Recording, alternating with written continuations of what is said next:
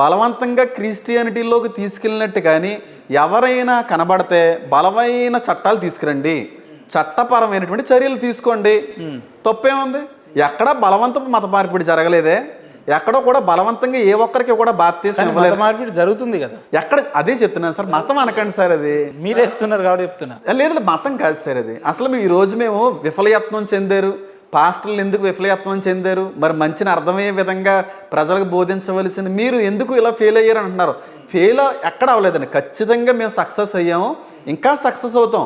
క్రైస్తవ్యాన్ని ఈ దేశంలో కొంతమంది ఎంత తొక్కేయాలనుకుంటే, ఎంత తొక్కేయాలనుకుంటే అంత పైపైకి లేచిపోద్దండి క్రైస్తవ్యం. క్రైస్తవ్యం జోలికి రావడం చాలా తప్పండి. దాన్ని అనగదొక్కేద్దాం అనుకుంటే, దాన్ని లేకుండా రూపు మాపలు లేకుండా చేసేద్దాం అనుకుంటే ఇంకా ఎక్కువగా అది విజృంభిస్తుంది తప్ప క్రైస్తవ్యాన్ని మాపేటువంటి మనిషి లేడు, రాలేడు. అంటే భారతదేశంలో క్రైస్తవ్యాన్ని డామినేట్ చేసేంతగా లేదు కదా. ఎక్కడ కనిపిస్తుంది? ఎక్కడుంది? ఎక్కడుందండి? మీరే అంటున్నారు మత మార్పిడి. ఇప్పుడు కొంతమంది రాధా మనోహర్ దాస్ గారి లాంటి వాళ్ళు వచ్చిన తర్వాత చాలామంది హైందువులకి ఒక మంచి సాఫ్ట్ కార్నర్ ఉండేదండి క్రైస్తవం మీద, క్రిస్టియానిటీ మీద. ఒక విషపు ఆలోచన, విషపు తలంపులు పుట్టించేసి వక్రీకరణ వాక్యం అంతా వక్రీకరిస్తూ అందరికీ ఆ విషయాన్ని లోపల నాటేశారండి. ఈరోజు ఒక క్రైస్తుడు బయటికి వెళ్తుంటేనే ఇష్టానుసారంగా మాట్లాడుతూ గొర్రె అంటున్నాడండి. ఆయన ఎవరండి గొర్రె అనడానికి నాకు తెలియగొడుతానండి. మన ఎక్కడో రాజమండ్రిలో ఒక సిలువేదో రోడ్డు మధ్యలో ఉంటే ఎవరిక్కడే సిలువ పెట్టారని చెప్పి అంటున్నాడండి ఆయన. ఆయన అనడానికి సరిపోతాడా సార్? అసలు క్రైస్తవ్యాన్ని గొర్రెలు అనడానికి సరిపోతారండి? అంతగా దూషిస్తున్నా సరే క్రైస్తవ్యం ఎందుకు స్పందించట్లేదు అంటారండి? మేమేమన్నా అంటున్నాము? మేమేమన్నా అంటలేదు కదండి. ఆయన ఎంతగా తిడుతున్నారండి ఒకసారి మీరే చూడండి. ఎంత దారుణంగా బైబిల్ని, పరిశుద్ధ బైబిల్ దగ్గర బో అనేటువంటి పదాన్ని ఉపయోగించి అవును అంటున్నాడండి. ఆ మాటను నేను ఉచ్చరించడానికి కూడా నా మనసు రావట్లేదండి. ఆయన అన్నంటున్నా సరే మేమేమి విన్నట్టుగా ఉంటున్నామంటే మేము చేతకాని వాళ్ళం కాదండి. మేము తింటుందో ఆయన తింటున్నాడు, మాలోని అదే రక్తం, మాలోని అదే. ఆయన ఏమంటాడంటే ఇప్పుడు క్రైస్తవాన్ని పుంజుకొని మాట్లాడే వ్యక్తులంతా గతంలో మన హిందూ సమాజంలో ఉన్న వాళ్ళే, మన మతస్థులే అంటాడు ఆయన. ఎవరండి? రాధా మనోహర్. హిందూ అనేటువంటిది మతం అండి. ఇప్పుడు హిందూ ఫ్యామిలీలో పుట్టినోడు హిందూ నుంచే వస్తారండి. కాబట్టి అందులో అమెరికాలో పుట్టినారు, అమెరికా సంతతి ఉంటారు. మరి హైందవ ఫ్యామిలీలో పుట్టినప్పుడు హైందవ మతం నుంచే, ఆ ఫ్యామిలీ నుంచే వస్తారు. ఇప్పుడు వచ్చినంత మాత్రాన హిందూ మతంలో పుట్టిన వాళ్ళని ఎలాగంటారండి? ఆయన నాకు ఒక ఏంటది వాయిస్ మెసేజ్ పంపించారండి. అది నేను అది స్ప్రెడ్ చేయను, అది వద్దు సార్, వినిపించడం వల్ల. సార్ ఆయన బ్యాడ్ చేయాలంటే క్రైస్తవులకి ఆ వ్యక్తికి లేని అభ్యంతరం మీకు కనిపిస్తే తప్పేంది? రాధా మనోహర్ దాస్ని బ్యాడ్ చేయాలంటే క్రైస్తువులకు ఒక నిమిషం పట్టదండి. ఆయన రోడ్డు మీదకి లాగేసి నిలబెట్టేయాలంటే క్రైస్తువులకు ఒక నిమిషం పట్టదండి. కానీ దేవుడు మాకు అధికారం ఇవ్వలేదు సార్. హిందువులను బెదిరిస్తున్నారు? బెదిరించట్లేదు సార్. ఆయన అంత విచక్షణారహితంగా మాట్లాడుతున్నా, దూషిస్తున్నా, ద్వేషిస్తున్నా కంట్రోల్ గా ఉంటున్నాం అంటే ఒక విలన్ లెక్క కనిపిస్తుంది సార్. ఇంత నెమ్మదిగా మాట్లాడుతున్నా మీరు ఇంకా నన్ను అర్థం చేసుకోవడం పట్టదు. ఆయన అంటే బెదిరిస్తున్నారా? ఆయన్ని బయటికి తీసుకుని వచ్చి నిలబెట్టడానికండి. కానీ దేవుడు మాకు సహనాన్ని, ఓర్పునిచ్చాడు సార్. సహనం, ఓర్పు కలిగి ఉండమన్నాడండి. అందుకే కదండి అంతగా ద్వేషిస్తున్నా, అంతగా దూషిస్తున్నా ఈ రోజున ఆయన అలాగే ఇంకా విచ్చలవిడిగా చేస్తున్నాడండి. ఒకవేళ మీ దేవుళ్ళకని, మీ దేవతలను కానీ అంత విచక్షణ రహితంగా తిడతాయి, మీరు బాధపడరా? మీకు బాధ అనిపించదా? మీకు దుఃఖం అనిపించదా? లాగేరా అండి మమ్మల్ని బయటికి? మీ దేవుళ్ళు కానీ అంత భయంకరంగా తిడతా ఊరుకుంటారా సార్? మీకు అభయం అన్నా ఉంది? భయం కాదండి, భయం కాదు సార్. ఇప్పుడు మమ్మల్ని అంటున్నారు కానీ హిందువులను తిడితే ఒప్పుకోరనేది మీకు ఆ భయం. మాకున్న ఓర్పు, మాకున్న సహనం మీకు ఉండాలని చెప్పి మీ గ్రంథాలు చెప్పలేదు కనుక మీరు సహనాన్ని కోల్పోవచ్చు, ఓర్పును కోల్పోవచ్చు. మేము కోల్పోకూడదని మా వాక్యం చెప్తుందండి. అది మాకున్న తేడా. ఇప్పుడు మనిషి అనేవాడు కోపోద్రేకంలో సహనాన్ని, ఓర్పుని కోల్పోతాడు సార్. కానీ నువ్వు కోల్పోవద్దన్నాడండి బైబిల్లో. కోపపడుడి కానీ కోపంలో పాపం చేయొద్దన్నాడు. కోపపడు. మీరు ఇప్పుడు ఈడ బాగానే మాట్లాడతారు, మరి మీరు మీటింగ్లో పెట్టుకొని ప్రతి సండేలు పాస్టర్లు చేసింది ఏంటండి? ఒకరినొకరు గల్లాలు పట్టుకొని కొట్టుకుంటలేరా? లేదంటే ఇప్పుడు అసెంబ్లీ మన చర్చి వాటాల్లో కానీ వచ్చే పైసల కోసం కొట్టుకోవట్లేరా? దాన్ని మరి పాస్టర్ల పేరు మీద ఒకటి చెప్తున్నాను, మళ్ళీ చెప్తున్నానండి. ఈ మాటను బట్టి చాలా మంది పాస్టర్లను తప్పుగా తీసుకున్నా నేనేం చేయలేను, కానీ నిజం చెప్తున్నానండి. ఇప్పుడున్న పాస్టర్లు అందరూ నిజమైన పాస్టర్లు అంటే నేను ఒప్పుకోనండి. ఎందుకంటే యేసు అంటే మీరు ఒక మంచి నల్లటి కోట్ వేసుకొని కాదు, ప్లేన్ కాదు. షర్ట్ వేసుకొని నేను పాస్టర్ అంటే నేను- మిమ్మల్ని నేను నమ్మొచ్చు. మంచోడిని. లేదు. సార్, నీతిమంతుడు మీరు పాస్టర్ ఒక్కడు అంటే లేడు సార్. మిమ్మల్ని నమ్మొచ్చు. సార్, ఇతర మంది నన్ను పాస్టర్లు నమ్మని అంటే ఏ రోజుకి అన్నను సార్. నీతిమంతుడు అనేవాడు లేడండి భూమి మీద. నేను చెప్తున్నాను చూడండి. క్రిస్టియానిటీలో ఒక విచిత్రం ఉంది పాస్టర్ గారు, హేమంత్ గారు చెప్పాలా? చెప్పండి. అందరం పాస్టర్లం అంటారు, అందరం నేను దేవుని బిడ్డలే అంటారు. కానీ ఒకరు పర్సనల్గా ఒక్కొక్కరితో మాట్లాడితే కాన్ఫ్లిక్ట్. ఆ వ్యక్తి పాస్టర్ కాదు, మోసగాడు, ఆ వ్యక్తి పాస్టర్ కాదు, ఇంకొకడు అని చెప్తారు. మిమ్మల్ని మీరే నచ్చ చెప్పుకోకపోతే మీరేం పాస్టర్లు అండి? అదే సార్, మీరు సమాజానికి ఏం మెసేజ్ అదే సార్. మీ హైందువుల్లో ఉన్న ఐక్యత మాకు కానీ ఉండుంటే ఉంటారు కదా. ఖచ్చితంగా సార్. మీ హైందువుల్లో ఉన్న ఐక్యత మాకు లేదండి. కానీ మా వాక్యం చెప్తుందండి, సహోదరులు ఐక్యత కలిగి ఉండుట ఎంత మనోహరం అన్నాడండి. ఐక్యత కలిగి ఉండడండి. ఎందుకంటే క్రైస్తవుల మధ్యన క్రైస్తవులకే చిచ్చులు పెడతా ఉంటాడు ఎప్పుడో కూడా సాతాన్ అనేవాడు. ఎందుకు మా దాంట్లో ఐక్యత ఉందంటే మా వేదాలు మాకు అలా నేర్పించాయి, లేదండి. మా సంస్కృతి మా సాంప్రదాయాలు దానిలో అలా లేదు ఉన్నాయి. సార్. మీ బైబిల్ అలా లేదు కాబట్టి సహోదరులు బైబిల్ అనేది స్టాండర్డ్ కానప్పుడు దాన్ని నమ్మే వ్యక్తులు ఎట్లా స్టాండర్డ్ ఉంటారు? నేను చెప్పేది కూడా మీరు స్టాండర్డ్ ఉంటారు. మీరే కరెక్ట్. ఉన్నారు. మీరు ఉన్నంత యూనిటీగా క్రైస్తవ పాస్టర్లు కూడా ఒక యూనిటీలో, ఒక యూనిఫామ్లో, ఒకే మాటలో, ఒకే పద్ధతిలో, ఒకే సిద్ధాంతంలో వెళ్ళిపోతే ఇన్ని డివిజన్స్ కానీ, ఇన్ని డినామినేషన్స్ కానీ మీ అందరితో మాట్లాడించుకునే కర్మ కానీ మాకు పట్టకపోతుందండి. క్రైస్తవ్యంలో డినామినేషన్లు వచ్చినాయి, క్రైస్తవంలో గ్రూపులు వచ్చినాయి, క్రైస్తవంలో డైవర్షన్స్ వచ్చినాయి. క్రైస్తవుల్లో కనబడే పాస్టర్లు అందరూ కూడా దేవుని మూలంగా వచ్చిన పాస్టర్లు కాదండి. నా పేరట ఎంతో మంది అబద్ధ సేవకులు వస్తారని యేసయ్య చెప్పాడు. నా పేరట ఎంతో మంది అబద్ధ ప్రవక్తలు వస్తారని చెప్పాడు. మీరు జాగ్రత్తగా ఉండమని చెప్పాడు. బైబిల్ పట్టుకున్న ప్రతి ఒక్కడు పాస్టర్ కాదండి. ఉపేంద్ర గారు అంటున్నా, కోటేసుకున్న ప్రతి ఒక్కడు కూడా పాస్టర్. మీరు అన్న పర్లేదు సార్. ఇప్పుడు సార్ పూజారుల్లో మంచోళ్ళు ఉన్నారండి, పురోహితుల్లో మంచోళ్ళు ఉన్నారండి, సిద్ధాంతుల్లో మంచోళ్ళు ఉన్నారండి, అందులో వరస్ట్ ఫిలోస్ కూడా ఉన్నారు. అన్నంత మాత్రాన అందరూ అలాంటి వాళ్ళని అనడానికి సరిపోదు కదా. మా హైందవంలో 100%లో 1-2 ఉంటే పాస్టర్లలో పాస్టర్లు అని చెప్పుకునే వ్యక్తులందరూ కూడా మాట్లాడుకుంటే సార్, ఇప్పుడు 100% మోసగల మతాల మధ్యన ఒక వ్యక్తి అంటాడు, ఏం సంగతి నీకు ఏమైంది, నాకు కాలు పని చేసలేదు, ఏసయ్య ఆమెన్ తుచ్ అంటాడు. నేను చెప్తున్నాను కదా సార్, రియల్ అనుకుంటే గాంధీ హాస్పిటల్ అవసరం లేదు, ప్రభుత్వ హాస్పిటల్ అన్ని కూడా అవసరం లేదు సార్. నేను ఫేర్ గా చెప్తున్నాను సార్. రియల్ ఆయన అంటాడు, నువ్వు ఎక్కడి నుంచి వచ్చినావు అంటే నేను గుంటూరు పక్కనున్న ఏదో ఊరు నుంచి వచ్చినా అంటాడు. ఏమైంది, ఫైనాన్షియల్ సపోర్ట్ లేదా అంటే నీకు ఒక 5 లక్షలు రేపు నీకు దేవుడు పంపించేస్తాడు. ఎక్కడి నుంచి పంపుతాడు, ఏ దేవుడు పంపుతాడు? ఏంది నేను చెప్పేది మీరు క్లియర్ గా వింటే అర్థమైపోతుంది సార్. పాస్టర్లు అందరూ మంచోళ్ళు నేను అనట్లేదండి.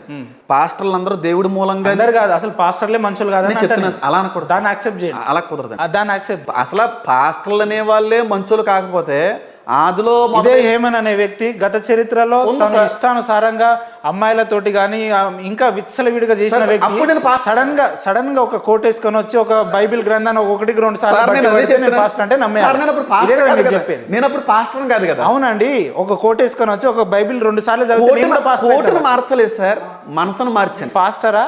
మనసును మార్చానండి. మీరు పాస్టర్? నేను కోటును మార్చలేదు సార్. మీరు అందాక ఒక మాట అన్నారండి, ఏమన్నారంటే ఏంటి మీరు మందు తాగరా? పాస్టర్లు మందు తాగే వాళ్ళు నాకు బోల్డ్ మంది ఫ్రెండ్స్ ఉన్నారు. ఎంతమంది చూపించాలి, ఎంతమంది చూపించాలి లైవ్? నేను ఇప్పుడు ఒక పాస్టర్తో మాట్లాడతా అన్న, సాయంత్రం వద్దామని చెప్తా. ప్రశ్నకి జవాబు మీరే ఇచ్చేస్తున్నారు చూడండి. మీరే ఏమంటున్నారంటే పాస్టర్లు అందరూ బ్యాడ్ ఫీలోస్ అంటున్నారండి. నేను అంటున్నానండి అందరూ కాదండి, అనడం కాదు, నిజమండి. నేను చెప్పేది మీరు అర్థం చేసుకోవట్లేదు. అందరూ కాదు, కొందరే. అందరూ అంటున్నాను, అందరూ కాదు అంటున్నాను. ఇప్పుడు మీరు ఏమన్నారో వచ్చినంటే మీరు మందేస్తారా? ఖాళీగా ఉంటే మందేస్తారు. మందులో మానేసి దేవుళ్ళకి వచ్చిన తర్వాత మందు వేయడం అదేంటి? మందు తాగకూడదా? పాస్టర్ అయిన ఒక్క నిమిషం, పాస్టర్ అయినంత మాత్రాన తన వ్యక్తిగత అవసరాలు ఉండవా సంసారం చేయడం మనుషులతో? సార్ వ్యక్తిగత అవసరాలు, సంసారం, కుటుంబ వ్యవస్థ అనేది తప్పు కాదు సార్. పాపం అనేది బైబిల్ పట్టుకుంటే మరింత జాగ్రత్తగా ఉండమన్నాడండి. వాళ్ళకి 2 తీర్పులు ఉన్నాయని సార్. మీరు పాస్టర్ ఒక్కొక్క పాస్టర్ మేము ఒకరికి పరిశుద్ధంగా ఉండాలని నేర్పించవలసిన మేము పరిశుద్ధంగా ఉండకపోతే అవతల ఎలా నమ్ముతారండి? అవసరం పాస్టర్లను ఎందుకు నమ్మాలండి? ఒకటే క్వశ్చన్. పాస్టర్లని నమ్మకూడదండి. ఈ రోజు కల్వరి టెంపుల్ ఉంది, ఆ టెంపుల్ పేరు మీద అన్ని వేల కోట్లు ఎక్కడి నుంచి వచ్చి రాధా మనోహర్ దాస్ గారి దగ్గర మొదలెట్టారు, ఎక్కడో కట్ చేసేస్తున్నారు. మళ్ళీ పాస్టర్లు అంటున్నారు, ఇంకోటి ఎక్కడో కట్ చేసేస్తున్నారు. పాస్టర్లని అందరినీ నమ్మకూడదని నేనే చెప్తున్నాను. పాస్టర్లు అందరూ మంచోళ్ళు అని నేను చెప్పట్లేదు. పాస్టర్లో మంచోళ్ళు ఉన్నారు, నమ్మకంగా పనిచేసే వాళ్ళు ఉన్నారు, నమ్మక ద్రోహులు ఉన్నారు. 4-5 ఉదాహరణలకు పేరు చెప్పగలుగుతారా? అది నాకు తెలియదు సార్. హృదయాంతరంగా సమానం మీ దగ్గరికి వచ్చి పాస్టర్లలో మంచి వ్యక్తుల పేర్లు చెప్పండి అంటే చెప్పలేకపోతున్నారు సార్. మీరు ఎలాంటి వారో మీకు మాత్రమే తెలుసండి. మీ భార్యకి కూడా తెలియదండి. మీ నిజ స్వరూపం ఏంటో మీకు దేవుడికి తెలుసు, మిమ్మల్ని కట్టుకున్న వ్యక్తికి కూడా తెలియదు. అవునంటారా కాదంటారా? నేను అవును అనుకోను. ఎందుకంటారా? ఎందుకండి? అంటే మీరేంటో పూర్తిగా మీ భార్యకి తెలుసు అంటారా? నేను నమ్మను సార్. మనం ఏంటో మనం ఎలాంటి వాళ్ళవో మనకు మాత్రమే బాగా తెలుసండి. ప్రతి మనిషి నటిస్తాడండి, లోపల ఒకటి బయట ఒకటి ఉంటాడు సార్. ఒక మనిషి ఎలాంటి వాడు అని చెప్పి అనడానికి సరిపోం సార్. హృదయంతరంగాలు పరిశీలించే దేవుడికి మాత్రమే తెలుసు మనిషి ఎలాంటి వాడు. వాడి క్రియలను బట్టి, వాడి యొక్క వైఖరిని బట్టి, వాడి వ్యవహార శైలిని బట్టి ఒక వ్యక్తి వాక్యానుసారంగా జీవిస్తున్నాడా లేదా అనేది మనకి తెలుసుకోగలమండి. ఏమన్నా ఒకటే క్వశ్చన్, పాస్టర్లలో ఉదాహరణకు నాకు 2-3 మంచి వ్యక్తుల్ని చూపియండి అని చెప్పిన. నేను మా హైందవ సంస్కృతంలో మీరు చెప్పారు కదా పూజారులు వాయగాలని మంచి అంటే ఏంటో మిమ్మల్ని అడుగుతున్నాను సార్. నేను మంచి అంటే ఏంటండి? అంటే ఏదైతే దైవానుగ్రహాన్ని తూచా తప్పకుండా పాటించి అది ప్రజలకు నెరవేర్చే వ్యక్తుల్ని, అటువంటి వ్యక్తులు మీ సమాజంలో ఎవడని ఉంటే 2-3 మంచి అంటే ఏంటంటున్నారు సార్?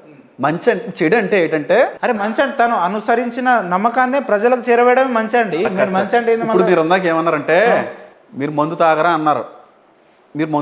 అన్నారు. మా ఫ్రెండ్స్లో బోల్డ్ మంది పాస్టర్స్ మందు తాగే వాళ్ళు ఉన్నారని అన్నారు. ఈ మాటలు చూసి విన్న తర్వాత వాళ్ళకి 102, 103 ఫీవర్ వచ్చేస్తాను నాకు తెలుసు. మీ ఫ్రెండ్స్కే నేను ఒకటి చెప్తున్నాను, ఒకవేళ నిజంగా మీరు చెప్పింది నిజమైతే వాళ్ళ పాస్టర్లు కదండి. నేను లైవ్లో మాట్లాడిస్తాను ఏంటి మందు తాగుతారు అందుకే అంటున్నాను సార్. ఇప్పుడు నేను తాగుతున్నట్టు రుజువుపరచండి, మీరు తాగరా? సమస్య లేదు. నేను అంటున్నాను 5 ఏళ్ళు సమానం కాదంటున్నాను. తాగే వాళ్ళు ఉండొచ్చు, వాళ్ళు పాస్టర్లు కాదు సార్. బైబిల్ పట్టుకున్న ప్రతి ఒక్కడు సేవకుడు కాదండి. చికెన్ తింటారా మీరు? చికెన్ తింటారా? మీరు తింటారా? మీరు ఇంటర్వ్యూ నేను చేస్తే బాగుంటుంది ఏమన్నా మరి చికెన్ తినకూడదు. మీరు తింటారా అంటున్నా? నాన్ వెజ్ తింటారా? సరే చికెన్ అని కదా, నాన్ వెజ్ తింటారా? తింటాను. బీఫ్ తింటారా? తిన్నాను. ఎందుకు తిన్నారు? అది కూడా నాన్ వెజ్. కొంతమందికి ఇష్టాలు ఉంటాయి, కొంతమందికి ఇష్టాలు ఉండవండి. ఇప్పుడు సీ ఫుడ్ లో కూడా కొన్ని తింటారు, కొంతమంది తినరండి. అందులో తప్పేముంది? ఇప్పుడు క్రాబ్ ఉందండి, క్రాబ్ ఉంది, పీత కొంతమంది చాలా ఇష్టంగా తింటారండి, కొంతమంది తినరండి. అందులో మనం ఏం చేస్తాం సార్? నేను ఇందులో మటన్లో నేను ఒక రకమే తింటాను. అంటే పాస్టర్ అనే వ్యక్తి బీఫ్ తినొద్దని ఏమన్నా తినొచ్చు సార్, ఏదైనా తినొచ్చండి. పంది తినకూడదని ఉంది చాలా సార్లు. తినే మందు విషయానికి వస్తే ఉంటుందా అట్లా తాగొద్దు అనేది? సార్ నువ్వు తినువాడు అయితే, నువ్వు తిండిపోతు అయితే నీ గొంతులో కత్తి పెట్టమన్నాడండి, కంతి పెట్టుకోమన్నాడండి. తిండిపోతు అయితే, నువ్వు త్రాగుబోతు అయితే త్రాగుడు కట్లపాం విషం వంటిది అన్నాడండి. త్రాగకూడదని ఉందండి. మద్యం అల్లర్లు పుట్టించునని ఉందండి. మద్యం వల్ల ఒక మనిషి యొక్క జీవితం నాశనం అయిపోద్దని ఉందండి.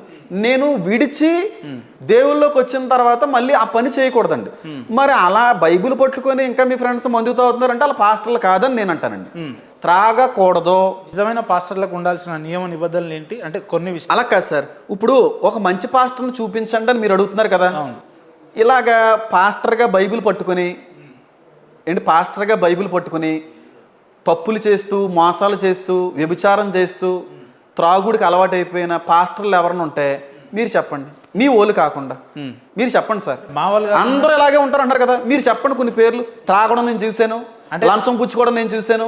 ఇలాగ ఏ పాస్టర్ అయినా మీరు చూస్తుంటే ఆధారంతో పేరు చెప్పండి.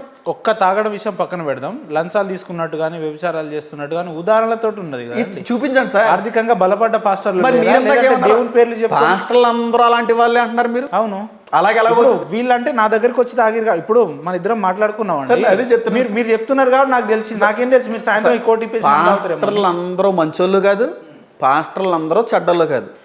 పాస్టర్లో మంచివారు ఉన్నారు, పరిశుద్ధులు ఉన్నారు, చెడ్డవారు ఉన్నారు, పూజారుల్లో ఉన్నారు, పురోహితుల్లో ఉన్నారు. అన్ని మతాల్లో కూడా, అన్ని శాఖల్లో కూడా, అన్ని మత పెద్దల్లో. మీరు ఇంటర్వ్యూకి వస్తున్నారని ఒక వ్యక్తికి ఫోన్ చేసింది. హేమన్ గారు, పాస్టర్ హేమన్ గారు ఇంటర్వ్యూకి వస్తున్నారు, మరి ఏందని అడిగిన. హేమన్ అనే వ్యక్తి అత్యంత కిరాతకుడు, కీచకుడు, నీచుడు, నికృష్టుడు, దుర్మార్గుడు. ఒక మనిషికి ఏవేవైతే అలవాట్లు లేకుండా ఉండాలనో ఆ వ్యక్తికి అన్ని ఉన్నాయి. మీరు క్రాంతి గారి కంటే నేను ఎక్కువ క్రిటిసైజ్ చేస్తున్నారు, కండమ్నేట్ చేస్తున్నారు. పొద్దున్నే ఇంటర్వ్యూ స్టార్ట్ అయ్యేటప్పుడు చెప్పలే ఆయన ఎవరు? అయితే అటువంటి వ్యక్తి, స్వభావం కలిగిన వ్యక్తి ఆయన. ఇప్పుడు ఏదో కొత్తగా పాస్టర్ రూపంలో ఆయన పాస్టర్ కాదు, ఆయన పెద్ద ఫ్రాడ్ స్టార్. ఏదో కోట్ వేసుకొని వస్తాడు, నేను పాస్టర్ అని 4 ఒకటి చెప్తున్నాను సార్. కరెక్టేనా? ఇప్పుడు ఒకటి చెప్తున్నానండి, వాళ్ళు ఎవరో చెప్పడం ఏంటండి, పబ్లిక్గా నేనేంటో వీడియో చేసి పెట్టానండి, నేనేంటో ఇప్పుడు అడిగినా చెప్తానండి. మిమ్మల్ని మీరు హైప్ చేసుకోండి. నాకంటే దౌర్భాగ్యుడు, దుర్మార్గుడు, త్రాగుబోతోడు, పాపాత్ముడు ఎవరో ఉండరో. చచ్చిపోతే నరకంలో ఫస్ట్ ప్లేస్ నాదే.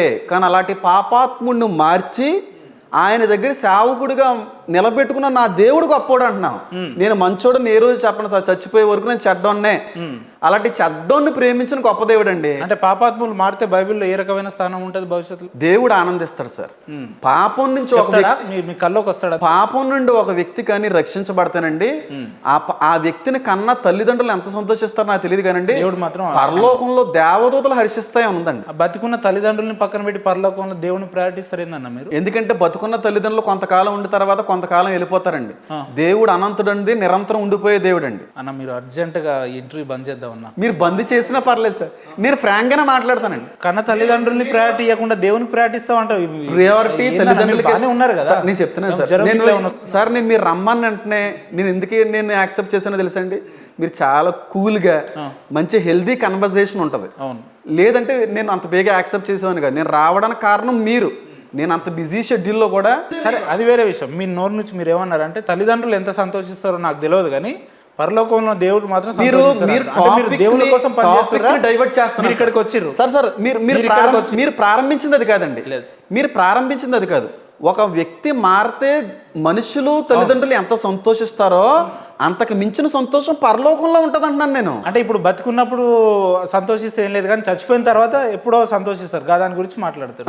తల్లిదండ్రుల్ని సంతోషింపజేసే బాధ్యత మనదే సార్. తల్లిదండ్రులను సన్మానించు అన్న దేవుడండి, తల్లిదండ్రులు గణపరచు అన్న దేవుడండి, తల్లిదండ్రుల యొక్క యోగక్షేమాలు చూసుకోవాల్సిన బాధ్యత బిడ్డలకు ఉందని చెప్పిన దేవుడండి. ఆయన చనిపోతున్న సమయంలో కూడా తన సహోదరుడికి, అమ్మ బాబు ఇదిగో నీ తల్లి ఇక్కడి నుంచి అని చెప్పి ఒక తల్లి బాధ్యత కుమారుడికి, కుమారుడి బాధ్యత తల్లికి అప్పచెప్పి వెళ్ళాడండి. మీ అమ్మ అంటే మీకు ఇష్టమేనా? ఏమండి, ఎవరమ్మ అంటే ఎవరికి ఇష్టం ఉండదు సార్. నాన్నగారు ఎట్లుంటారు మీతో? అందరూ బాగుంటారు. ఇద్దరు తల్లిదండ్రులు ఇప్పుడు మీకు ఫోన్ చేసి వద్దు మనకి ఇవన్నీ బాప్తిజం ఈ క్రిస్టియానిటీ ఇవన్నీ వద్దు అనరండి? ఏనండి అనరు సార్. అంటారు. మీ రియాక్షన్ ఎట్లుంటుంది? మీరు వాళ్ళకు విలువ ఇస్తారా ఇయ్యరా? నా తల్లిదండ్రులు బాప్తిజాలు ఎవరికి ఇవ్వద్దు, క్రీస్తుని వదిలే అని అనరండి. అలా ఎందుకంటారండి? ఒకవేళ నా తల్లిదండ్రులే ఎందుకు వచ్చిన దేవుడురా, దేవుని వదిలిపెట్టారా అని అంటే నా తల్లిదండ్రులనన్నా వదిలేస్తాను కానీ నా దేవుడిని వదలను.